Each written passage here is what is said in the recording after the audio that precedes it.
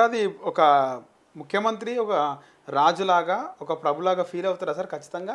అంటే ఆయన కింద ఇట్లా సేవ చేయాలన్నట్టు మనం చూస్తాం మొన్న తిరుమల పోయినప్పుడు కూడా ముఖ్యమంత్రి డోర్ తీస్తుండు సెక్యూరిటీ వచ్చేసి. అంటే వాళ్ళు అది ఫీల్ అవుతారా ఖచ్చితంగా అట్లా ఉండాలి నాకు, అలాంటి మర్యాదలు అలాంటి సేవలు చేయాలి నాకు సిబ్బంది అనేది ఉంటుందా సార్? అంతే మరి. అలా ఆ సీట్కు ఆ ఫీలింగ్ ఉంటుంది. ఖచ్చితంగా అదొక పిచ్చి అది. నేనే సుప్రీం అన్నట్టు. అదొక పిచ్చి. అది ఎంజాయ్ చేస్తారు వాళ్ళు ఖచ్చితంగా. అది లేకపోతే ఎదురుగా అప్పటిదప్పుడు తిట్టకున్నా తర్వాత కట్ చేస్తారని ఆయనని కట్ చేస్తారు. మరి వాడు 24 గంటల్లో వాడు అక్కడి నుంచి ట్రాన్స్ఫరే. అంతే హుషారు లెక్కలు చేస్తున్నారు. మరి ఇవాళ మీరు రాచరిక వ్యవస్థను ఏదైతే నిరంకుశ పాలన ఏదైతే లేదు, ఆధిపత్య పాలన లేదని మీరు అంటున్నారో, దానికి నిదర్శనం అంటున్నారో, వందల సంవత్సరాల క్రితం కాదు, ఇవాళ మీ పాలనలో కూడా మీ దగ్గర కూడా అదే ఉంది. ఇవాళ వీళ్ళు ఏం చేస్తున్నారు? ఎవరైనా కూటికి లేని వాళ్ళు, పేద ప్రజలు ఇవాళ మీ కార్యాలయానికి వచ్చే అవకాశం ఉందా? ఎలా ఇంత కొడితే సెక్రటరియట్లోకి మీడియా సంస్థలే అనుమతి లేదు. దీన్ని ఏమంటారు? ఇది నిరంకుశత్వం కాదా? ఇది ప్రజాస్వామ్యమా? ఇది ప్రజాస్వామ్యయుత పాలన? ఇది రాచరిక పాలన కాదా? ఇది భారత రాజ్యాంగ పరిపాలననా ఇది?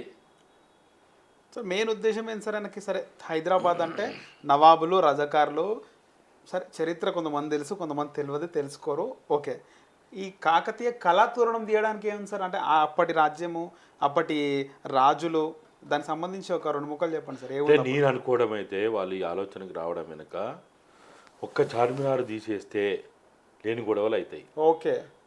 మతపరమైనటువంటి అంశం ముడిపడి ఉంటుంది కాబట్టి ఈ 2 తీసేస్తే ఏ గొడవ లేదు. కాకతీయ రాజులు పాలించింది ముఖ్యంగా కాకతీయులు అంటేనే అంటే హిందూ రాజులే కదా సార్ ముఖ్యంగా ఉన్నది. అవును, వాళ్ళు అంతే మరి, వాళ్ళే కదా. అవును, అదే అంటున్నా. వ్యవస్థ ఉందా, రాచరిక వ్యవస్థ ఉందా అప్పుడు? ఇప్పుడు దాదాపుగా అప్పుడైనా ఇప్పుడైనా ఆధిపత్య పాలనే ఉన్నది, దోపిడీ పాలనే ఉన్నది, రాచరిక పాలనే ఉన్నది, పాలనే ఉన్నది. పేర్లు మారినాయి అంతే, పేర్లు మారినాయి అంతే. ఆ బ్రిటిష్ పాలకులైనా అంతే, భారతదేశ పాలకులైనా అంతే. అందుకనే మొదటి నుంచి చెప్పిన, ప్రతిసారి చెప్తున్నాం, పాలకుల మార్పిడి కోసం కాదు, పరిపాలన మార్పు రావాలి. తెల్లోడు పోయి నల్లోడు వచ్చిండు, లేకపోతే నల్లోడు పోయి ఇంకోడు వచ్చిండు, ఆంధ్రోడు పోయి తెలంగాణ వాళ్ళు వచ్చిండు, ఎవడొస్తేంది? వ్యవస్థ మారలేదు. పరిపాలనలో మార్పు రావాలి. పాలనలో మార్పు వస్తే కాదు, పాలకుల్లో మార్పు వస్తే కాదు, పరిపాలనలో మార్పు రావాలి. పరిపాలన మార్పు రావాలంటే విద్యారంగంలో మార్పు రావాలి, వైద్య రంగంలో మార్పు రావాలి, ఉపాధి రంగంలో మార్పు రావాలి, సంపద కాపాడుకోవడంలో మార్పు రావాలి, సెల్ఫ్ రెస్పెక్ట్తో కూడిన పాలన కావాలి మాకు. ఇవాళ ఇక్కడ స్వేచ్ఛ ఉందా? ప్రశ్నించే గొంతులకు ఇక్కడ ఏమైనా జీవించే హక్కు ఉందా? మనం ప్రశ్నించినాం అనుకో, ఇట్లే మనం ప్రశ్నించుకుంటూ కూర్చున్నాం అనుకో, రేపు రోడ్లు ఎక్కినాం అనుకో, 100 మంది పోలీసు వాళ్ళు వస్తారు, లాఠీలు తూటాలతో వస్తారు, కేసులు బుక్ చేస్తారు, తీసుకుపోయి జైల్లో పడేస్తారు. స్వేచ్ఛ ఎక్కడుంది? నిరసన తెలిపే స్వేచ్ఛ ఉందా? వాక్ స్వాతంత్రం ఉందా? ఎక్కడుంది మనకి? ఇవాళ కాకతీయుల కళాతోరణం తీసేయడం అనేది ఇది మంచిది కాదు, మంచి సాంప్రదాయం కాదు అని మనము ఏ ట్యాంక్ బండ్ దగ్గరనో లేకపోతే ఏ సెక్రటరియట్ దగ్గరకు పోయి ప్రొటెస్ట్ చేసే స్వేచ్ఛ ఉందా మనకి? మనం చెప్పుకునే హక్కు ఉందా? ఇప్పుడు మనం ఇట్లా మాట్లాడుతున్నాం, రేపు మన మీద కేసులు పెట్టడం గ్యారెంటీ ఏంది? నీ మీదనో నా మీదనో కేసులు పెట్టడం గ్యారెంటీ? ముఖ్యంగా ముఖ్యమంత్రి ఉద్దేశం ఏముంది సార్ అంటే కేటీఆర్ అంటుండే, కేసీఆర్ అనే మాట వినపడదు, కేసీఆర్ని ప్రజలు మర్చిపోవాలి, కేసీఆర్ చరిత్రలో ఉండదు అనేది రేవంత్ రెడ్డి కాంగ్రెస్ కుట్ర చేస్తుంది అంటారు సార్. ఏమంటారు దీనికి? అదంతా అవుతుంది, అది రాజకీయపరమైన స్టేట్మెంట్. నేను వాటి జోలికి పోను, అది కరెక్ట్ అని కూడా నేను భావించా. ఒకవేళ నిజంగానే కేసీఆర్ ఆనవాళ్ళు లేకుండా చేయాలనుకుంటే ఈ ప్రభుత్వం వచ్చిన తర్వాత రైతు బంధు బదులు రైతు భరోసా పథకం ద్వారా ఇస్తా అన్నారు. మొన్న డబ్బులు దేని మీద వేసిండు? రైతు బంధు మీదనే. మరి ఆనవాళ్ళు లేకుండా చేసిండా? కళ్యాణ్ లక్ష్మి అప్పుడు 1,00,000 ఉంటే దాని 1,00,000కు తోడు తులం బంగారం అని దాన్నే కొద్దిగా మార్పులు చేర్పులు చేసిండు. అప్పుడున్న 8 సంక్షేమ పథకాలు, ఉపాధి పథకాలని ఏ ఒక్కటైనా కేసీఆర్ ఆనవాళ్ళు లేకుండా చేయడం అంటే ఏంది? బస్సుల మీద అదేదో పెడతారు కదా అడ్వర్టైజ్మెంట్ బోర్డులు, మంత్రులై ముఖ్యమంత్రి పెడితే అక్కడ మార్పు వచ్చింది. కానీ ఏం మార్పు వచ్చింది చెప్పండి? ఏమైనా మార్పు వచ్చిందా? ఎక్కడైనా ఆయన జామర్లు పెట్టుకొని తిరిగిండు, ఈయన జామర్లు పెట్టుకొని తిరుగుతాడు. ఆయన కాన్వాయిలు పెట్టుకొని తిరిగిండు, ఈయన కాన్వాయిలు పెట్టుకొని తిరుగుతున్నాడు.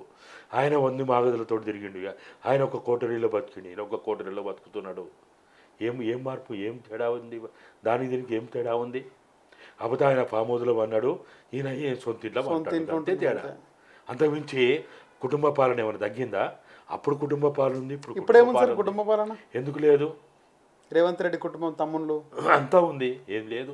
నువ్వు బయట పోయి చూడు, రియల్ ఎస్టేట్ ఎవరు చేస్తారు, సెటిల్మెంట్ ఎవరు చేస్తున్నారు, అధికారులకు ఆదేశాలు ఎవరు ఇస్తున్నారు? ఓకే, ఎవరు ఇస్తున్నారు? రేవంత్ రెడ్డి తమ్ముళ్ళు ఇస్తున్నారంటారు. కుటుంబ సభ్యులు అందరు జోక్యం చేసుకుంటున్నారు. మరి మధ్యలో ఎప్పుడో కొండలరెడ్డి జోక్యం చేసుకుంటుంటే కొండలరెడ్డి కాన్వే ఎందుకని ఒక ఇష్యూ కూడా జరిగింది. అంటే ఆ వార్త వైరల్ అయినాక తమ్ముడిని సముదాయించిండు రేవంత్ రెడ్డి అనే వార్తలు వచ్చినాయి. సరే, వాళ్ళు ఏదన్నా మీడియా ద్వారా ఇష్యూ అయినప్పుడు ఓ 2 రోజులు 3 రోజులు జర గమ్మున ఉంటారు. ఓకే, తర్వాత వాళ్ళు మేము చూస్తున్నాం కదా, హైదరాబాదులో 100 కంప్లైంట్లు ఉన్నాయి వీళ్ళు చేసుకున్న జోక్యం మీద. ఓకే, మళ్ళీ వీళ్ళు ఎట్లా సెటిల్మెంట్ ఎందరికైనా ఆఖరి కేటీఆర్ తోటి కూడా సెటిల్మెంట్ చేసుకుంటారు. బయటకు వచ్చి ఇన్ని మాట్లాడుతున్నారు కదా కేటీఆర్ పైన ఇంటర్నల్ గా నడుస్తున్నాయి. మరి మా వాళ్ళు అంతే, నీ పర్సంటేజ్ ఎంత, నా పర్సంటేజ్ ఎంత. ముఖ్యంగా ఎవరుండే సార్ ఇప్పుడు కొండలరెడ్డితో పాటు తిరుపతి రెడ్డి అందరూ ఎవరు దొరికిన కాడికి వాడే. ఓకే, ఎవరు దొరికిన కాడికి వాడే దాచుకుంటాడు. వాళ్ళ అన్న చేతిలో ఏం లేదు, దీంట్లో పెద్ద మార్పు ఏం లేదు. మేము డబ్బులు సంపాదించే మార్గంలో ఉన్నారా సార్? అంతేనా? రియల్ ఎస్టేట్ అవినీతి ఇప్పుడు చూస్తలేమా? ఎక్సైజ్ శాఖలు ఏం జరుగుతున్నదో, రెవెన్యూ శాఖలు ఏం జరుగుతున్నదో. ఒక్కొక్కడు వాళ్ళ జిల్లాల ఆఫీసులు తెరిచిండ్రు, హైదరాబాద్లో ఆఫీసు వాళ్ళే ఓపెన్గా చెప్తాండ్రు, అరే పిచ్చోళ్ళారా, సెక్రటరీ పోతే ఏం పని కాదురా, మా ఆఫీసులకు వచ్చి ఇక్కడ అన్నీ మాట్లాడుకున్న తర్వాత అప్పుడు పోండి, అప్పుడు మీకు ఏమన్నా పని జరుగుతుందని ఓపెన్గా చెప్తున్నారు. ఓకే ఓకే, సిగ్గు విడిచి చెప్తున్నారు, బరి తెగించి చెప్తున్నారు. కొత్త బీర్లు అంటారు సార్, కొత్త బీర్లు కూడా ఇదే అంటే వీళ్ళే కారణం ఉండొచ్చు. కొత్త బీర్లు వస్తున్నాయి, కొత్త బీర్లు తెలంగాణలోకి వస్తున్నాయి అని చెప్పి ఇప్పుడు మనం చూసినాం కదా, రాహుల్ గాంధీ గారు మొదలుకొని ఈ రాష్ట్రానికి వచ్చిన ప్రతి నాయకుడు కేసీఆర్ దాచుకున్నది బయట కక్కిస్తామని చెప్పారు. ఆ 9.5 సంవత్సరాల పాలనలో ఎంత భూమి అయితే అన్యాక్రాంతమైందో, వక్ఫ్ బోర్డు భూములు కావచ్చు, సీలింగ్ భూములు కావచ్చు, లేకపోతే పైగా భూములు కావచ్చు, సర్ఫకాజ్ భూములు కావచ్చు, కొండలు గుట్టలు కావచ్చు, చెరువులు కావచ్చు, కుంటలు కావచ్చు, అన్యాక్రాంతమైనయో మొత్తం తిరిగి వాపస్ తీసుకొస్తామని చెప్పిండ్రు. ఇవాళ నేను మీ ద్వారా అడుగుతున్నా, ఒక్క గుంట భూమి వెనక్కి తెచ్చిండ్రా? గుంట భూమి ఇవాళ ఆనవాళ్ళు లేకుండా చేసినారు అంటారు.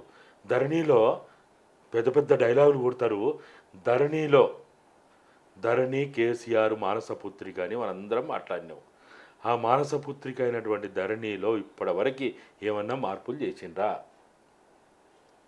కాళేశ్వరం ఆయనకి ఏటీఎం అని అన్నారు, అమిత్ షా అన్నాడు, మోడీ అన్నారు, రేవంత్ రెడ్డి అన్నారు, అందరు అన్నారు. మరి కాళేశ్వరం ద్వారా జరిగిన ఏటీఎం ద్వారా జరిగిన అవినీతిని ఏమన్నా బయటికి తీసుకొచ్చిందా? కాళేశ్వరంలో ప్రధాన కర్మ క్రియ అయినటువంటి మెగా కృష్ణారెడ్డి ద్వారా జరిగిన దోపిడీ గురించి అందరం మాట్లాడినాం. మెగా కృష్ణారెడ్డిది చీమగుట్టినట్టని చేయగలిగినామా? కనీసం కొద్దిగా వాని ఆకారాన్ని కాదు, నీడ కూడా ఏం చేయలేకపోయారు వీళ్ళు. ఏమైనా చేయగలిగిందా? హ్యాపీగా తిరుగుతుంది కదా బంగారంగా. మళ్ళా అదే కాకుండా ఈ మధ్యకాలంలో మెగా కృష్ణారెడ్డి రేవంత్ రెడ్డి కలిసి మీటింగ్ చేసిండ్రు. ఏ మానవాళ్ళు లేకుండా చేసింది చెప్పండి? నాకు ఒక్కటి చెప్పు. మీకేమైనా తెలిస్తే నేను తెలుసుకోవడానికి సిద్ధంగా ఉన్నా, నేర్చుకోవడానికి సిద్ధంగా ఉన్నా. నాకు అన్నీ తెలుసు అంటలేను. నరేష్ అన్న, నీకు తెలిస్తే నాకు చెప్పు. రేవంత్ రెడ్డి అన్న, నువ్వేమైనా మార్పులు చేసినావు, గత పాలనకి ఇప్పటి పాలనకి ఏమన్నా నేను మార్పులు చేసినా, ఈ ప్రజల జీవితాల మార్పు చేసినా, ఈ రైతులకి, ఈ విద్యార్థులకి, ఈ నిరుద్యోగులకి, ఈ కార్మికులకి నేను మార్పు చేసిన, విద్యారంగంలో మార్పు చేసిన, వైద్య రంగంలో మార్పు చేసిన అని గత ప్రభుత్వం విద్యని నిర్లక్ష్యం చేసినట్టే బడ్జెట్లో చూసినాం కదా. బడ్జెట్లో ఏమైనా విద్యకు ఎక్కువ కేటాయించిండా?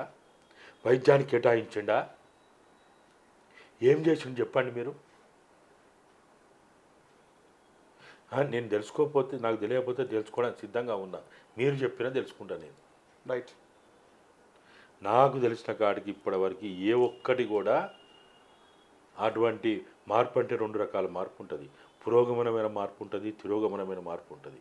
మరి ఈ మార్పు తిరోగమన మార్పా, పురోగమన మార్పా? ఏం మార్పు అనుకోవాలి? ఏది ఏమైనా మేమైతే పదే పదే చెప్తున్నాము, ప్రజలిచ్చినటువంటి తీర్పు ద్వారా 5 సంవత్సరాల పాలన కాంగ్రెస్ పార్టీకి పట్టం కట్టి పాలన చేయడానికి అవకాశం ఇచ్చిండ్రు. అది ముఖ్యమంత్రి రేవంత్ రెడ్డా, ఇంకో రెడ్డా, ఇంకొక ఆయన, ఎవరైనా కానీ 5 సంవత్సరాలు ఈ ప్రభుత్వ పాలన చేయడానికి మేము పూర్తి స్థాయిలో మేము అండదండగా ఉంటాము, భరోసా ఇస్తున్నాము. మేము చెప్పేవన్నీ కూడా మీకు సూచనలుగా తీసుకోండి, సలహాలుగా తీసుకోండి, మీ బాగు కోసమే చెప్తున్నామనే అభిప్రాయాన్ని కలిగి ఉండండి.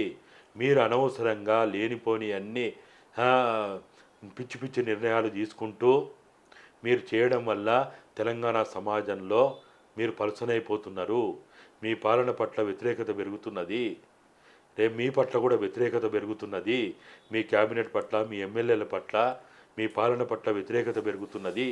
మీరు వ్యతిరేకత పెరగకుండా ఉండడానికి 5 సంవత్సరాలు ఈ పాలన కొనసాగడానికి మేము మా వంతు బాధ్యతగా సూచనలు చేస్తున్నాము, సలహాలు చెప్తున్నాము. మేము ఏమి ఈర్ష, ద్వేషము, కక్ష, అసూయ అరే మాకు ఎందుకు గట్టి పంచాయతీ ఉన్నదా? మాకు ఆయన కొడంగల్ ఎక్కడనో, మా గన్పూర్ ఎక్కడనో, మాకు ఆయనకి ఏం పంచాయత? మాకేమైనా ఎమ్మెల్యేలు కావాలని ఉందా, మంత్రులు కావాలని ఉందా, ఎమ్మెల్సీలు కావాలని ఉందా, ఏదైనా వేరే రకమైనటువంటి ప్రభుత్వ పదవులు తీసుకోవాలన్నారే? మాకు వద్దురా నాయనా, మాకు వద్దని మేము మొత్తుకుంటున్నాం. తెలంగాణ రాష్ట్ర సాధన ఆకాంక్షలు,